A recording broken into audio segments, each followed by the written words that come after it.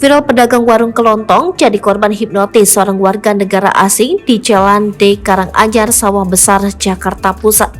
Aksi WNA yang diduga menghipnotis pedagang kelontong tersebut terjadi pada Jumat malam sekitar pukul 19 waktu Indonesia Barat. Peristiwa WNA yang diduga menghipnotis pedagang kelontong itu berhasil terekam CCTV warung kelontong dan kini rekaman itu viral di media sosial. Dalam rekaman tersebut, tampak WNA itu datang dengan menggunakan satu unit mobil jenis Innova berwarna hitam dan memarkirkan kendaraannya tidak jauh dari warung milik korban.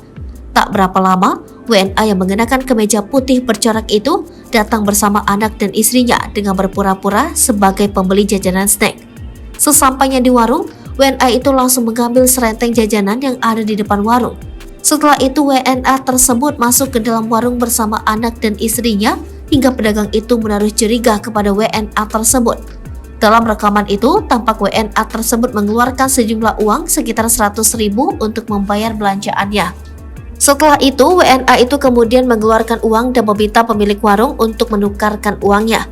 Namun saat korban sudah menerima uang tersebut, korban merasa terpedaya dan hilang kesadaran.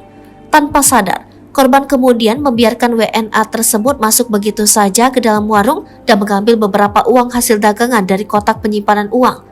Menurut keterangan korban mengalami kerugian hingga mencapai 5 juta rupiah, di mana rencananya uang tersebut akan digunakan untuk belanja stok barang dagangan. Aksi WNA yang diduga menghipnotis pedagang kelontong tersebut kini viral dan ramai oleh dikomentari warganet. Bahkan dari beberapa di antara mereka ada yang pernah mengalami kejadian yang sama.